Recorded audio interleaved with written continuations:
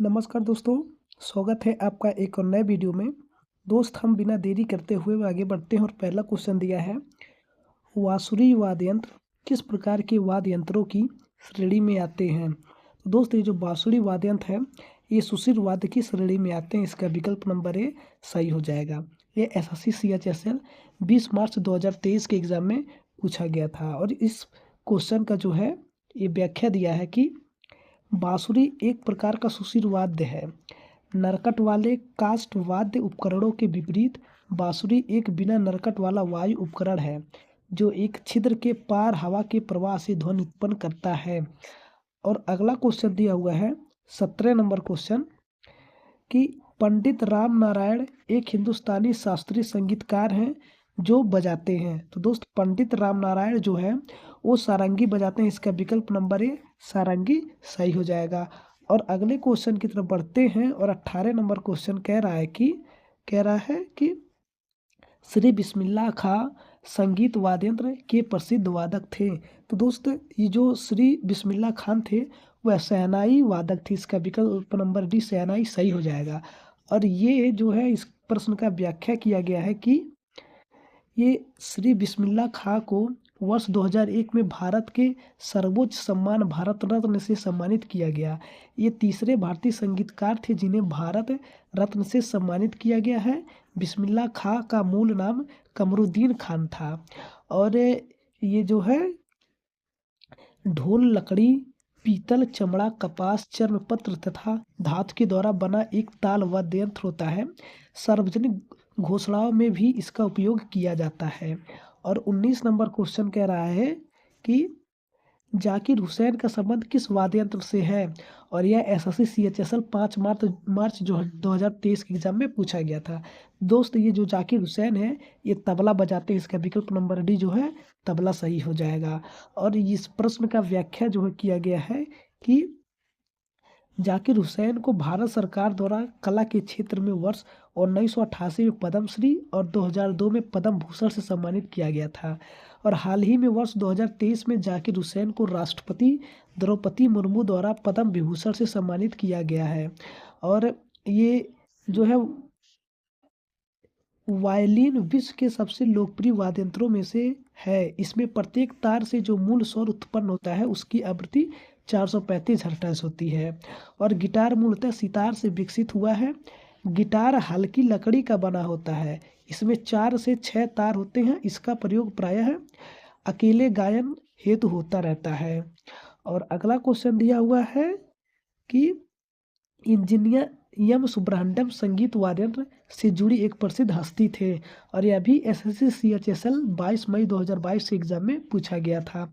तो दोस्त engineer M Subrahmanyam जो है संगीत की घाटम वाद्ययंत्र से जुड़े हुए हस्ती थे। इसका विकल्प नंबर सी जो है घाटम सही हो जाएगा। और इस प्रश्न का व्याख्या जो है किया गया है, कह रहा है कि इंजीनियर एम सुब्रह्मण्यम संगीत वाद्ययंत्र घाटम से संबंधित हैं, एक प्रसिद्ध हस्ती थे। ये ऑल इंडिया रेडियो के ए ग्रेड कलाकार थे। सुब्रह्मण्यम जी को संगीत नाटक अकादमी पुरस्कार के साथ साथ कर्नाटक राज्य के कलाईमणि पुरस्कार से भी अलंकृत किया गया था। और ये मैंडोलिन का उपयोग विभिन्न प्रकार के संगीत बजाने के लिए किया जाता है। इसकी ट्यूनिंग वायलिन के समान ही होती है। पखावज उत्तर भारतीय शैली का ढोलक ड्रम है। तबले की उत्पत्ति इसी के द्वारा हुई मानी जाती है। पखावज लकड़ी, चर्मपत्र, चमड़े और काले लेप से बना एक ताल वाद्य यंत्र है। और अगला क्वेश्चन दिया हुआ है 21 नंबर क्वेश्चन कह रहा है पंडित भवानी शंकर एक वादक हैं। और यह भी एसएससी सीएचएसएल 26 मई 2022 के एग्जाम में पूछा गया था। तो दोस्त पंडित भवानी शंकर जो है एक पखावज वादक थे। इसका विकल्प नंबर ए पखावज सही हो जाएगा। और इस प्रश्न का व्याख्या जो है किया गया है कि पंडित भवानी शंकर एक पखावज वादक हैं। पंडित बाबूलाल जी के सानिध्य में इन्होंने तबला तथा पखावज वादन आरंभ किया था। इन्होंने अपने एल्बम श्री राम नारायण के लिए लगातार 20 घंटे से अधिक वादन कर Guinness book of world record में रिकॉर्ड बनाया। और तानपुरा भारतीय शास्त्रीय संगीत में तथा सभी प्रकार के संगीत में उपयोग किया जाता है। इसे तंबूरा भी कहा जाता है। यह लकड़ी तथा पीतल द्वारा बना एक तार युक्त वाद्य यंत्र है। ढोलक आम, शीशम, सागौन तथा नीम की लकड़ी से बनाई जाती है। होली के गीतों में इसका प्रयोग जमकर किया जाता है। और अगला क्वेश्चन दिया हुआ है 22 नंबर क्वेश्चन, निम्नलिखित में से कौन प्रसिद्ध वायलिन वादक है? और यह एसएससी CHSL 25 मई 2022 के एग्जाम में पूछा गया था। तो दोस्त ये जो नागाई आर मुरलीधरन है ये प्रसिद्ध वायलिन वादक है। इसका विकल्प नंबर डी जो है सही हो जाएगा। और इस प्रश्न का जो है व्याख्या किया गया है कि नगाई आर मुरलीधरन प्रसिद्ध वायलिन वादक हैं। इनको कलईमा मणि पुरस्कार से भी सम्मानित किया गया है। इन्होंने मास्टर शशांक तथा TR महालिंगम जैसे विभिन्न प्रमुख वादकों के साथ काम किया है। और सज्जाद हुसैन भारतीय हिंदी सिनेमा के प्रमुख संगीतकार थे। ये एक निगुण मैंडोलिन वादक भी थे जिन्होंने मुंबई में शामिल फिल्म उद्योग हेतु टॉप ग्रेड वादक के रूप में मैंडोलिन बजाया है। और जो है अगला क्वेश्चन दिया गया है 23 नंबर क्वेश्चन, और ये 23 नंबर क्वेश्चन जो है एसएससी CHSL 31 मई 2022 के एग्जाम में पूछा गया था। तोताराम शर्मा से जुड़ी प्रसिद्ध हस्ती है। दोस्त तोताराम शर्मा जो है पखावज से जुड़े हुए हैं। इसका विकल्प नंबर डी जो है पखावज सही हो जाएगा। और ये जो है तोताराम शर्मा दूरदर्शन तथा आकाशवाणी के टॉप A ग्रेड के कलाकार रहे हैं। इनको वर्ष 2012 में राष्ट्रपति डॉक्टर प्रणब मुखर्जी के द्वारा राष्ट्रीय संगीत नाटक अकादमी पुरस्कार से सम्मानित किया गया था। और ये जो नादस्वरम शहनाई के समान एक वायु वाद्य यंत्र है और इसका उपयोग तमिलनाडु, आंध्र प्रदेश, केरल एवं कर्नाटक में पारंपरिक शास्त्रीय वाद्य यंत्र के रूप में किया जाता है। तमिल संस्कृति में इस वाद्य यंत्र का अत्यंत शुभ माना जाता है। और अगला क्वेश्चन दिया हुआ है 24 number, global Indian music award के प्राप्तकर्ता विक्रम घोष एक संगीतकार और भारतीय शास्त्रीय वादक थे। यानी कि क्या बजाते थे? तो यानी कि तबला बजाते थे। इसका विकल्प नंबर सी जो है तबला सही हो जाएगा। और इस प्रश्न का व्याख्या जो किया गया है कि विक्रम घोष के पहले तबला गुरु इनके पिता पंडित शंकर घोष थे। इन्होंने शिव कुमार शर्मा, उस्ताद अमजद अली खान व उस्ताद अली अकबर खान जैसे भारतीय संगीत शास्त्रीय संगीत के दिग्गजों के साथ वादन किए हैं। और ये जो है सारंगी एक गायकी प्रधान हिंदुस्तानी शास्त्रीय संगीत का वाद्य यंत्र है। इसका प्राचीन नाम सरिंदा तथा अब्दुल करीम खान, अब्दुल लतीफ़ खान, गोपाल मिश्रा आदि मशहूर सारंगी वादकों में से हैं। और अगला क्वेश्चन दिया हुआ है 25 नंबर, पंडित आनंद गोपाल बंदोपाध्याय बनारस घराने के वादक थे। यानी बनारस घराने के तबला वादक थे। इसका विकल्प नंबर डी जो है तबला सही हो जाएगा। और अगला क्वेश्चन दिया हुआ है ये 26 नंबर क्वेश्चन कह रहा है कि निम्नलिखित में से किसे सारंगी वादक के रूप में जाना जाता है? तो उस्ताद बंदू खान को सारंगी वादक के नाम से जाना जाता है। विकल्प नंबर डी जो है सही है। और यह एसएससी CHSL 2 जून 2022 के एग्जाम में पूछा गया था। ये जो उस्ताद बिंदु खान को सारंगी वादक के रूप में जाना जाता है, इन्होंने इंदौर की रियासत में 27 वर्षों तक एक दरबारी संगीतकार के रूप में सेवा की। इन्होंने वर्ष 1935 में all India radio Delhi station से सारंगी वादन किया। और 27 नंबर क्वेश्चन है कि निम्नलिखित में से कौन भारत की एकमात्र प्रसिद्ध महिला शहनाई वादक है? तो ये बागेश्वरी कंवर जो हैं ये एक प्रसिद्ध महिला शहनाई वादक हैं। इसका विकल्प नंबर सी है। और यह एसएससी CHSL 6 जून 2022 के एग्जाम में पूछा गया था। ये जो बागेश्वरी कंवर जो हैं ये भारत की पहली महिला शहनाई वादक हैं। इन्होंने उस्ताद बिस्मिल्लाह खान से शहनाई सीखी और वर्ष 1988 में इन्होंने रूस में भारत महोत्सव में भारत का प्रतिनिधित्व किया। बागेश्वरी कंवर शहनाई की एकमात्र महिला वादक है।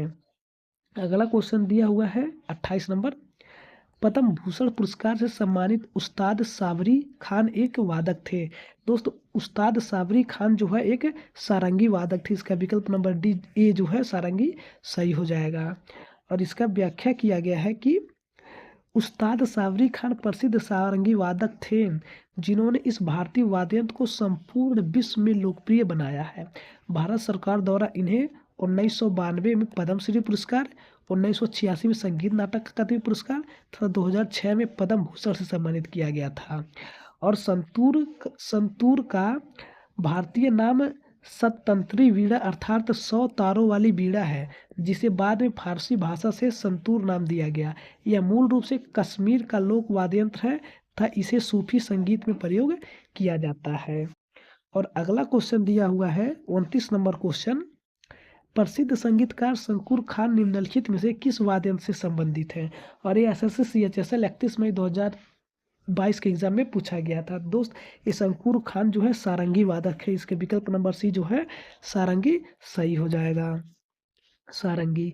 और उस प्रश्न का व्याख्या किया गया है कि प्रसिद्ध संगीतकार शंकुर खान भारत सरकार द्वारा पद्मश्री प्राप्त करने वाले प्रथम सारंगी वादक थे और इन्होंने सारंगी तथा गायन दोनों में प्रारंभिक प्रशिक्षण अपने पिता के साथ साथ नाना उस्ताद महबूब बख्श से मिला।